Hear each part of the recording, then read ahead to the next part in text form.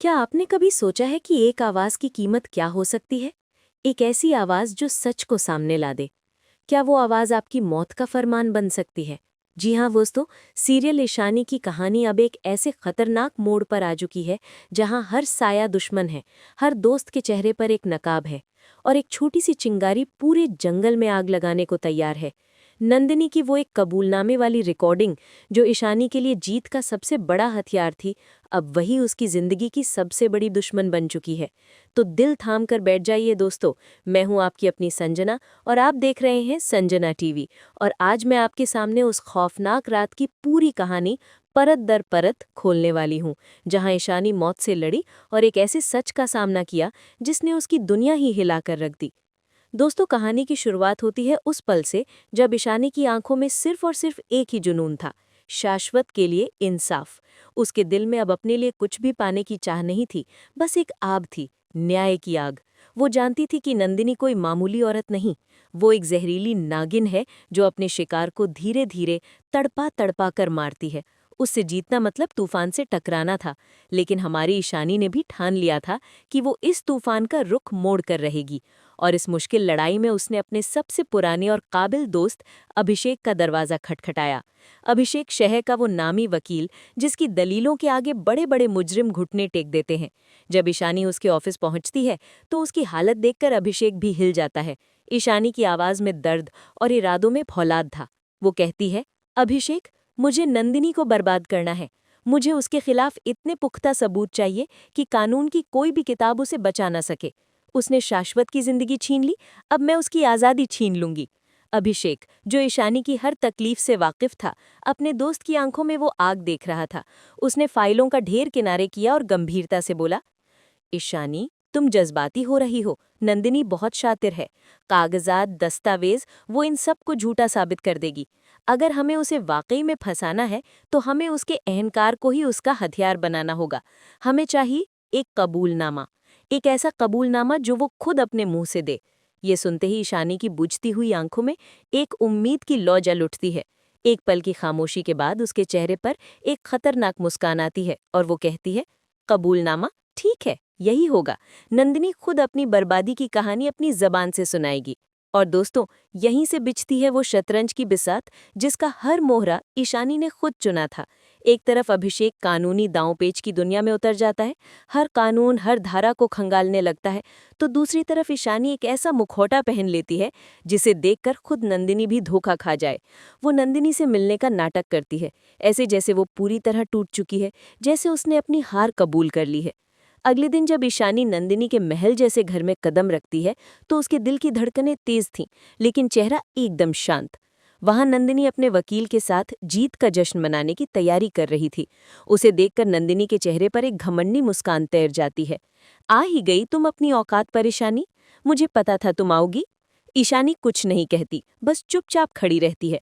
तभी नंदिनी का वकील उसे समझाता है, मैडम, कोर्ट में जज के सामने आपको पूरी सच्चाई बतानी होगी। ये बताना होगा कि आपने शाश्वत के साथ ऐसा क्यों किया। और बस ईशानी को इसी मौके का इंतजार था। नंदिनी अपने अहंकार में चूर अपने वकील के सामने अपनी पूरी साजिश उगलना शुरू कर देती है। वो हंसते हुए कहती है, सच सच तो यह है कि मैंने उस शाश्वत से कभी प्यार किया ही नहीं। वो तो एक मोहरा था, मेरी कामयाबी की सीढ़ी का एक पत्थर। मुझे तो बस उसका पैसा, उसकी प्रॉपर्टी चाहिए थी। मैं एक एक करके अपने सारे गुनाह कबूल करती हूँ। हाँ, मैंने ही उसे धोखे से उन कागजात पर साइन करवाए थे। वो तो उस वक्त दवाओं के नशे में था, उसे होश ही नहीं था कि वो अपनी पूरी जायदाद मेरे नाम कर रहा है। मैंने उसकी मजबूरी का, उसके भोलेपन का पूरा फायदा उठाया। और दोस्तों, नंदिनी का हर एक शब्द, उसकी वो शैतानी हंसी, सब कुछ ईशानी के फोन में रिकॉर्ड हो रहा था। ईशानी का हाथ कांप रहा था, पर उसके चेहरे पर एक अजीब सा सुकून था। उसे वो हथियार मिल चुका था, वो ब्रह्मास्त्र जो नंदिनी के साम्राज्य को एक पल में ध्वस्त कर सकता था। लेकिन कहते हैं ना, जब आप सच्चाई के रास्ते पर चलते हैं तो शैतान भी अपना पूरा जोर लगा देता है। जैसे ही ईशानी वहां से जाने के लिए मुड़ी, एक पल के लिए उसका फोन उसके हाथ से फिसला और नंदिनी की नजर फोन की स्क्रीन पर चमकते उस लाल रिकॉर्डिंग बटन पर पड़ गई। एक सेकंड के लिए वक्त जैसे थम गया। नंदिनी की आंखों में खून उतर आया। वो चीखी, ईशानी, तूने मुझे धोखा दिया, ये सब रिकॉर्ड कर रही थी तू? ईशानी का दिल मुंह को आ गया। वो कुछ सोच पाती इससे पहले ही वो अपनी जान बचाने के लिए भागी। नंदिनी ने अपने बॉडीगार्ड को आवाज दी, पकड़ो इसे, वो फोन छीन लो और इसे जिंदा मत छोड़ना। और यहीं से शुरू होती है वो रात जो ईशानी की जिंदगी की सबसे काली रात बनने वाली थी। ईशानी घर से बाहर निकलकर हाँफते हुए एक ऑटो में बैठती है। ऑटो वाला तेजी से ऑटो भगाता है, लेकिन पीछे यमराज की तरह नंदिनी का बॉडीगार्ड अपनी काली गाड़ी में उसका पीछा कर रहा था। शहर की सड़कों पर मौत का खेल शुरू हो चुका था। बॉडीगार्ड बार बार ऑटो को साइड से टक्कर मारता। ईशानी डर के मारे कांप रही थी। वो अभिषेक को फोन लगाने की कोशिश करती है, पर घबराहट में नंबर ही नहीं मिलता। ऑटो अब शहर से बाहर जंगल की सुनसान सड़क की तरफ बढ़ रहा था। अंधेरा इतना घना था कि कुछ दिखाई नहीं दे रहा था। ईशानी की आंखों के सामने अपने परिवार का चेहरा घूम रहा था, शाश्वत का चेहरा घूम रहा था। और तभी एक जोरदार झटका। नंदिनी की गाड़ी ने पूरी रफ्तार से आकर ऑटो को पीछे से टक्कर मार दी। ऑटो हवा में उछला और सड़क किनारे एक बड़े से पेड़ से जा टकराया। ईशानी के सिर से खून बहने लगा और वो बेहोश हो गई। उसका फोन, वो कीमती सबूत, कहीं दूर झाड़ियों में जा गिरा। नंदिनी अपनी गाड़ी से उतरी। उसके चेहरे पर जीत की एक क्रूर मुस्कान थी। उसने अपने बॉडीगार्ड को कहा, सबूत खत्म, और अगर ये बच भी गई तो इस जंगल से बाहर नहीं निकल पाएगी, चलो। और वो दोनों वहां से चले गए, ईशानी को मरता हुआ छोड़कर। उधर घर पर शाश्वत का दिल किसी अनहोनी की आशंका से बैठा जा रहा था। जब देर रात तक ईशानी नहीं लौटी तो उसने और अनुराग ने उसे ढूंढना शुरू किया। पूरी रात वो पागलों की तरह उसे ढूंढते रहे। अगली सुबह जब वो उसी जंगल वाले रास्ते पर पहुंचे तो उन्हें वो टूटा फूटा ऑटो दिखाई दिया। पीहू की नज़र ईशानी के बैग पर पड़ी और वो चीख पड़ी। उनकी तलाश झाड़ियों में जाकर खत्म हुई, जहां ईशानी खून से लथपथ बेहोश पड़ी थी। उसकी सांसें बहुत धीमी चल रही थी। अनुराग ने उसे गोद में उठाया और वो सीधे अस्पताल की तरफ भागे। अस्पताल में डॉक्टर ने बताया कि हालत बहुत नाजुक है, बचना मुश्किल है। ये सुनकर शाश्वत वहीं जमीन पर बैठ गया। वो रोते हुए बस यही कह रहा था, ये सब मेरी वजह से हुआ है। अगर मैंने उसे न रोका होता, अगर मैंने उसका साथ दिया होता। लेकिन दोस्तों, कहानी का सबसे बड़ा भूचाल तो अभी आना बाकी था।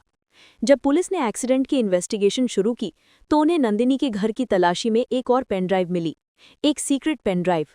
और जब फोरेंसिक टीम ने उस पेनड्राइव को खोला तो जो वीडियो सामने आया उसने सबके होश उड़ा दिए। उस वीडियो में नंदिनी और कोई नहीं बल्कि ईशानी का दोस्त अभिषेक बैठा था। जी हाँ, वही अभिषेक जिस पर ईशानी ने सबसे ज्यादा भरोसा किया था। वीडियो में नंदिनी अभिषेक से कह रही थी, अभिषेक, प्लान तो सही चल रहा है ना, ईशानी कोर्ट नहीं पहुंचनी चाहिए। और अभिषेक जवाब दे रहा था, आप चिंता मत कीजिए मैडम, वो कोर्ट तक पहुंच ही नहीं पाएगी, मैंने सब इंतजाम कर दिया है। ये देखकर शाश्वत और अनुराग की आंखों में खून उतर आया। दोस्त के रूप में एक आस्तीन का सांप उनके साथ रह रहा था।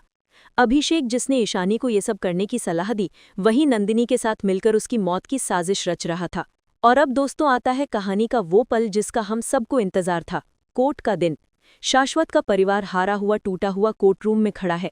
उनके पास कोई वकील नहीं, कोई उम्मीद नहीं। नंदिनी और उसका वकील मुस्कुरा रहे हैं, अपनी जीत को लेकर पूरी तरह आश्वस्त हैं। जज साहब अपना फैसला सुनाने के लिए हथौड़ा उठाने ही वाले थे कि कोर्ट रूम का दरवाजा खुलता है। सबकी निगाहें उस तरफ उठती हैं और जो मंजर सब देखते हैं उसे देखकर नंदिनी का हंसता हुआ चेहरा सफेद पड़ जाता है।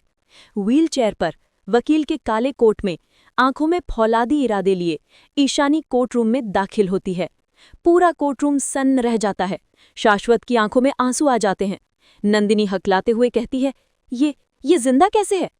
ईशानी व्हीलचेयर से सीधे जज के सामने जाती है और अपनी कांपती लेकिन मजबूत आवाज में कहती है, योर ऑनर, ये केस अभी खत्म नहीं हुआ है। जब कोई वकील सच के साथ खड़े होने को तैयार नहीं था तो मैंने फैसला किया कि ये केस अब मैं खुद लड़ूंगी। नंदिनी के होश उड़ गए। जिस ईशानी को उसने मरा हुआ समझ लिया था, वो आज वकील बनकर उसके गुनाहों का हिसाब करने आई थी। तो दोस्तों, अब होगा असली महामुकाबला। एक तरफ है नंदिनी की दौलत और साजिश और दूसरी तरफ है ईशानी का सच और हौसला। क्या ईशानी अपने पहले ही केस में नंदिनी और उसके साथ मिले हुए गद्दार अभिषेक दोनों को सजा दिलवा पाएगी? क्या शाश्वत को उसका खोया हुआ सम्मान और प्रॉपर्टी वापस मिलेगी? और सबसे बड़ा सवाल, क्या इस लड़ाई के बाद अनुराग और ईशानी का टूटा हुआ रिश्ता फिर से जुड़ पाएगा? ये सारे राज खुलेंगे ईशानी के आने वाले धमाकेदार एपिसोड्स में। आपको क्या लगता है दोस्तों, क्या अभिषेक ने सच में ईशानी को धोखा दिया या इसके पीछे भी कोई और गहरा राज छुपा है? अपनी राय मुझे नीचे कमेंट्स में ज़रूर बताइएगा। और अगर आपको ये ज़बरदस्त अपडेट पसंद आया हो तो इस वीडियो को एक बड़ा सा लाइक ज़रूर देना, अपने सारे सीरियल वाले दोस्तों के साथ शेयर करना और आपके अपने चैनल संजना टीवी को सब्सक्राइब करके बेल आइकन दबाना तो बिल्कुल मत भूलना। मैं आपकी दोस्त संजना जल्द ही मिलूंगी एक और मसालेदार अपडेट के साथ। तब तक देखते रहिए संजना टीवी।